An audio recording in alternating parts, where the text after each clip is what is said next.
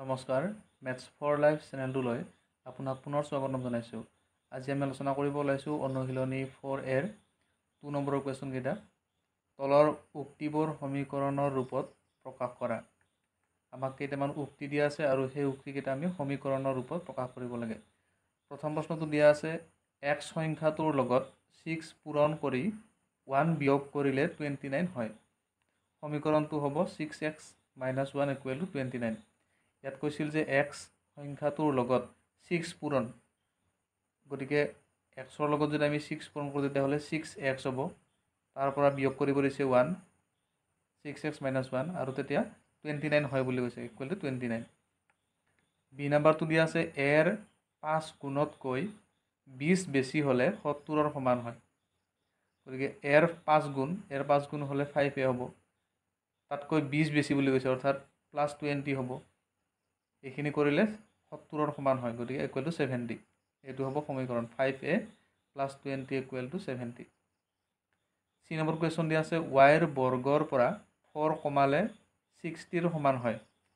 y বৰ্গ অৰ্থাৎ y কে আমি স্কুৱেৰ কৰিব লাগিব, y স্কুৱেৰ। ইয়াৰ পৰা যদি আমি 4 কমাই দিওঁ তেতিয়াহ'লে -4 হ'ল =60। এইটো হ'ব সমীকৰণটো। ডি নম্বৰ কুৱেশ্যনটো দিয়া আছে এটা সংখ্যাৰ লগত 7 যোগ দি 5ৰে হৰণ কৰিলে 4 পোৱা যায়। এটা সংখ্যা অৰ্থাৎ সেই সংখ্যাটো আমি যিকোনো চলক ল'ব পাৰোঁ। ইয়াৰ ক্ষেত্ৰত আমি x লৈছোঁ।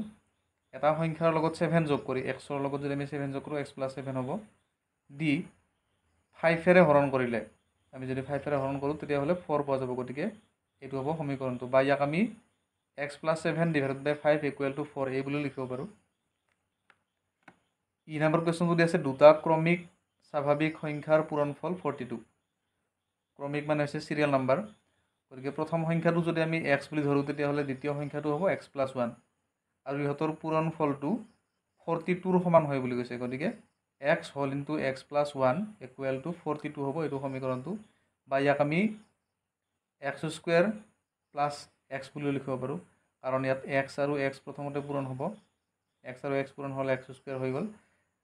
তাৰপিছত x আৰু 1 এবাৰ পূৰণ হ'ব, গতিকে x 1 গুণ x হৈ যাব। x² + x = 42। এইটো হ'ব সমীকৰণটো।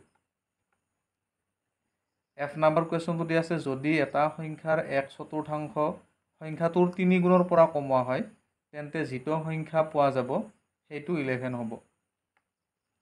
আমি সংখ্যাটো প্ৰথমতে ধৰি লৈছোঁ, ধৰা হ'ল সংখ্যাটো x। ইয়াত কৈছে যদি এটা সংখ্যাৰ 1/4 সংখ্যাটোৰ 3 গুণৰ পৰা কমোৱা হয়। আমি সংখ্যাটো x বুলি ধৰিছোঁ, গতিকে xৰ 1/4 হ'ব x × 1/4 = x/4। এতিয়া 3 গুণ, সেই সংখ্যাটোৰ 3 গুণ হ'ব, xৰ 3 গুণ হ'ব 28x।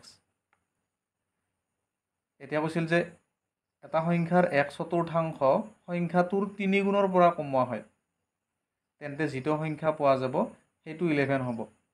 গতিকে 3xৰ পৰা আমি যদি x/4 মাইনাছ কৰোঁ তেতিয়াহ'লে 11 পোৱা যাব। গতিকে এইটো হ'ব সমীকৰণটো 28x - x/4 = 11।